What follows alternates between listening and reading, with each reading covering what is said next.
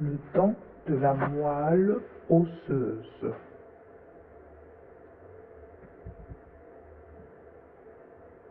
Comment ça se passe et est-ce que ça se fait en Algérie?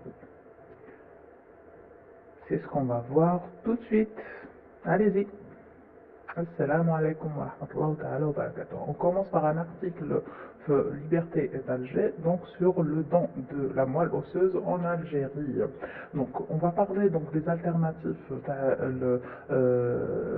en cas où on n'a pas de donneur. Donc on a certaines alternatives qu'on peut faire avec deux types de prélèvements. Donc on a les prélèvements des cellules souches et on a les prélèvements de la moelle osseuse elle-même. Donc les cellules souches c'est quelque chose et la moelle osseuse c'est autre chose. Donc c'est deux choses différentes donc qu'on peut faire pour les nécessiteux.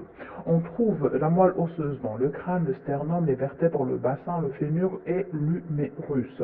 Donc comment on le prélève? Il faut de préférence une hospitalisation, donc une anesthésie générale et une ponction multiple et ça nécessite le consentement donc de la personne bien sûr. Pendant le prélèvement, le patient est immobilisé et on va prendre bien sûr une voie d'abord, on ne sait jamais. Il y a certaines complications qui en sont assez rares, mais ça existe, des céphalées, des crampes et des paresthésies distales qu'on peut avoir après le prélèvement.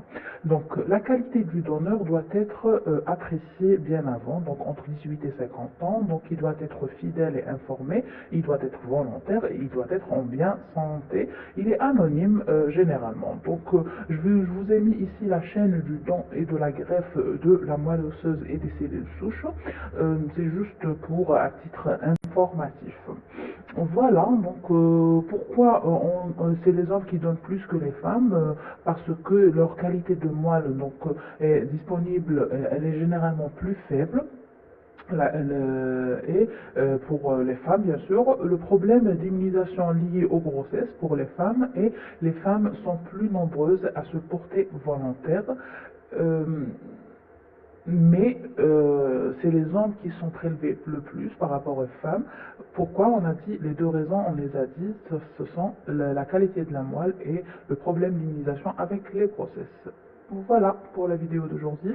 C'est une vidéo faite après la demande de Madame Neroli, de la chaîne du blog de Neroli. Je la remercie et j'espère que j'ai répondu à certaines de ses questions. Salam alaikum.